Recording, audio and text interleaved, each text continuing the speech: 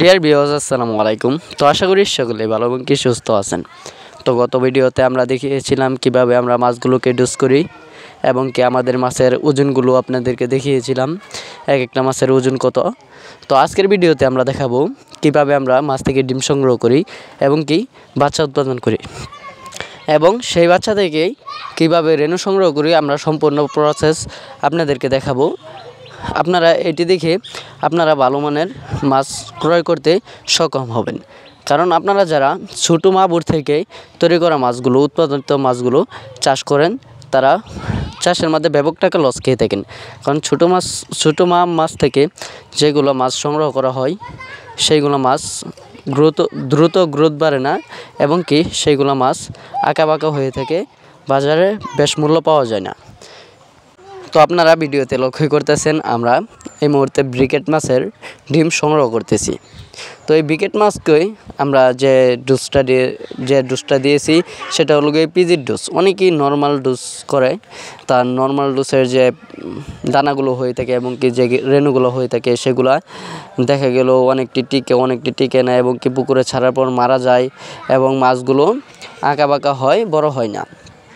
তো আমরা যে পিজি দিয়ে ডোজ করে থাকি সেই পিজির মনে করেন কোনো মাছ কাটবে না এবং কি মাছগুলো আঁকাবাঁকা হবে না, মাছগুলো দ্রুত গ্রোথ বাড়বে।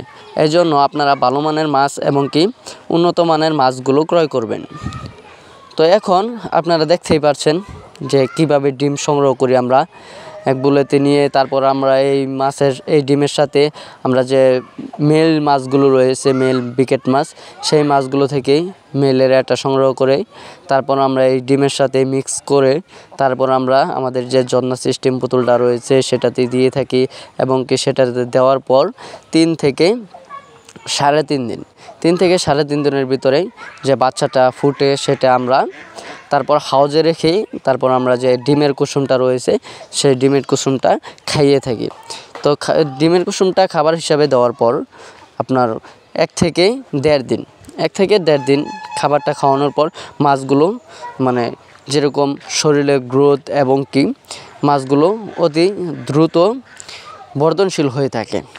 তো তারপর আমরা এই মাছগুলোকে ভালো করে প্যাকেটিং করে আপনারা যা রেনু তাদেরকে ভালো করে প্যাকেটিং করে এবং কি ভালো করে অক্সিজেন দিয়ে আমরা নিজস্ব পরিবহন দ্বারা এই মাছগুলো যে কোনো বাংলাদেশের যে কোনো জেলায় এবং কি যে কোনো থানায় আমরা মাছগুলো পৌঁছিয়ে দিয়ে থাকি এবং কি আপনারা দেখতেই পাচ্ছেন আমরা কি যত্ন সহকারে মাছের ডিমে মেলের এগুলো দিয়ে থাকি এবং কি দেখা হবে পরের ভিডিওতে রেনু কীভাবে প্যাকেটিং করা হয় এবং কি কীভাবে চাষ করা হয়।